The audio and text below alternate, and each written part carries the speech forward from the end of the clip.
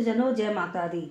जानेंगे कि कैसे इक्ष्वाकु वंश में उत्पन्न राजा दिलीप को कैसे गुरु तथा गौ की सेवा से हुई पुत्र की प्राप्ति।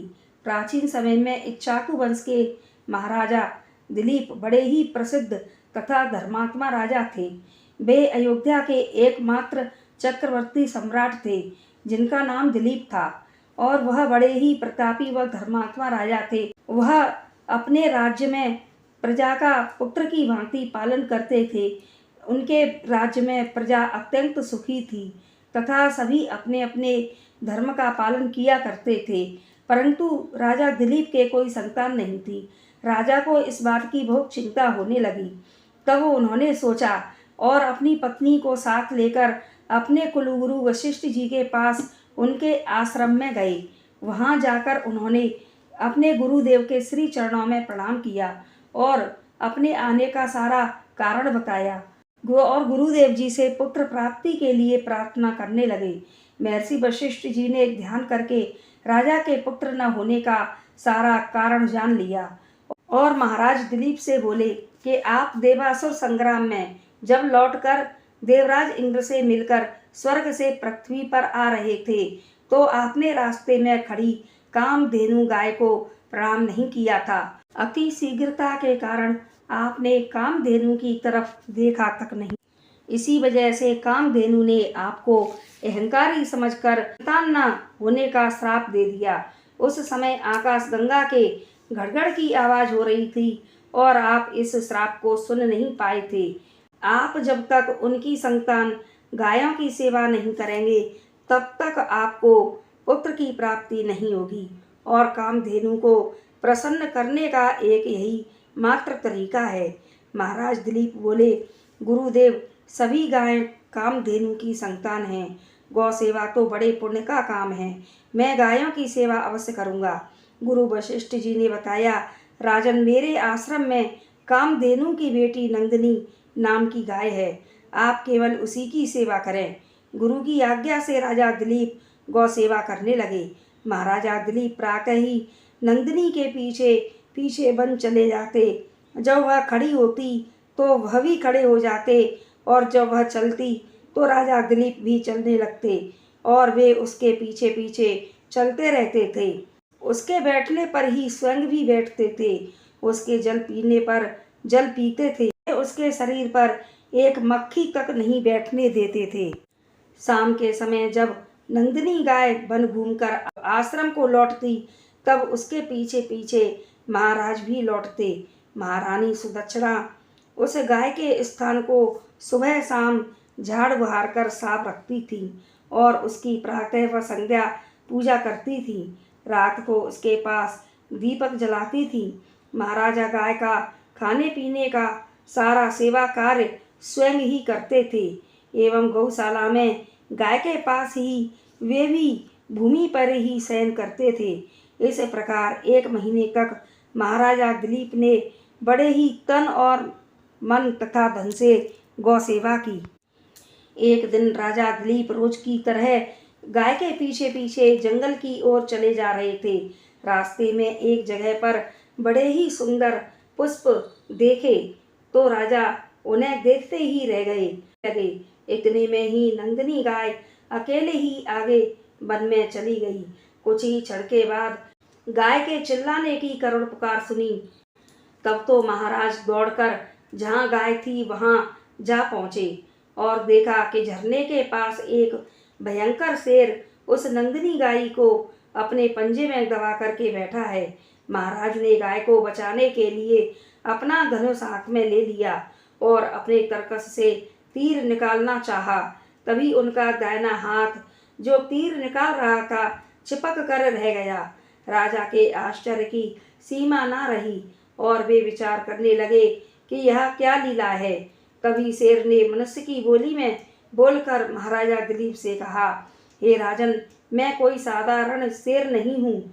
मैं तो भगवान शंकर का सेवक हूँ। अब आप वापस लौट जाइए।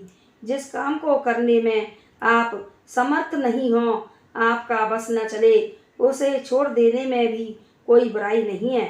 तुम्हारी गाय तो मेरे कब्जे में है जिसे मुझसे अब कोई नहीं छुड़ा सकता। यह गाय मेरे भाग्य से ही यहाँ आई है। मैं बहुत भूखा हूँ, इसे खाकर मैं अपनी भूख मिटाऊंगा। तुम अपना समय व्यर्थ में क्यों नष्ट कर रहे हो? तुम अपने घर लौट जाओ। महाराजा दिलीप बड़े ही नम्र भाव से बोले, हे सिंहराज, आप भगवान शंकर के सेवक हैं, इसलिए मैं आपको प्रणाम करता हूँ। तथा सत्पुरुषों के साथ बात करने का तथा थोड़े क्षण तक का भी संग हो जाए तो उन दोनों में मित्रता हो जाती है। आपने मुझ पर कृपा करके जब अपना परिचय ही दे दिया है तो आप मेरे ऊपर एक कृपा और कर दें कि इस निर्दोष गाय को छोड़ दें और इसके बदले में आप मुझे खाकर अपनी भूख को शांत कर लें।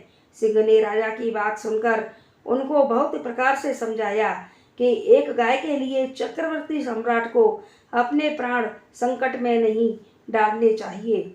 आपने तो गुरु को व अन्य ब्राह्मणों को बहुत सी गायें दान में दी हैं और जीवन में हजारों गायों का पालन और रक्षा की है।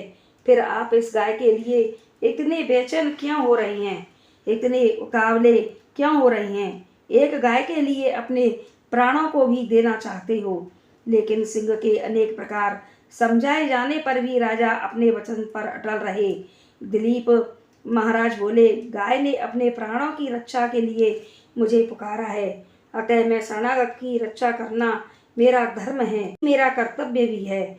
जब सिंह ने राजा को अपनी बात पर अटल देखा और अपने प्राण देने को निश्चय करते देखा तो सिंह ने गाय के बदले राजा के प्राणों को लेना स्वीकार कर लिया और उस गाय को छोड़ना स्वीकार कर लिया।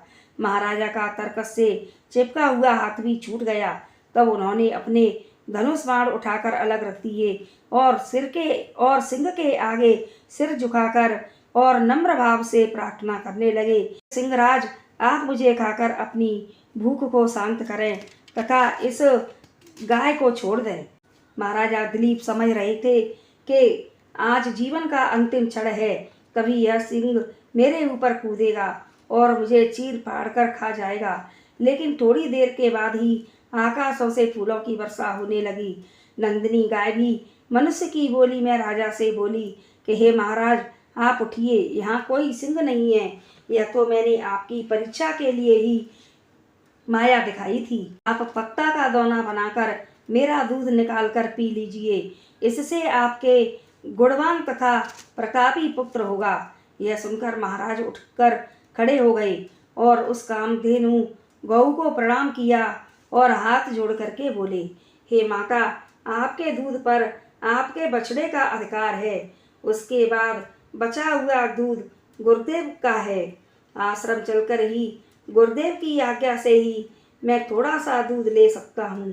कामधेनु की पुत्री नंदिनी गाय महाराज दिलीप की गौ भक्ति से बहुत ही प्रसन्न हुई। शाम को दोनों के आश्रम लौट आने पर महर्षि वशिष्ठ जी की आज्ञा से नंदिनी गाय का थोड़ा सा दूध राजा ने पिया और नंदिनी से वह गुरु वशिष्ठ जी से आशीर्वाद भी प्राप्त किया और समय आने पर महाराजा दिलीप को परम प्रतापी पुत्र रत्नी की प्राप्ति हुई। तो भक्तजनों, गौ सेवा का यह फल होता है, इसलिए प्रत्येक हिंदू भारतीय भाई बहन को जितनी बन सके उतनी यथा योग्य गाय की सेवा अवश्य करनी चाहिए। जनों, हमारी यह कथा कहानी आप सभी को पसंद आए तो हमारे चैनल को लाइक, शेयर और सब्सक्राइब करें। जय माता।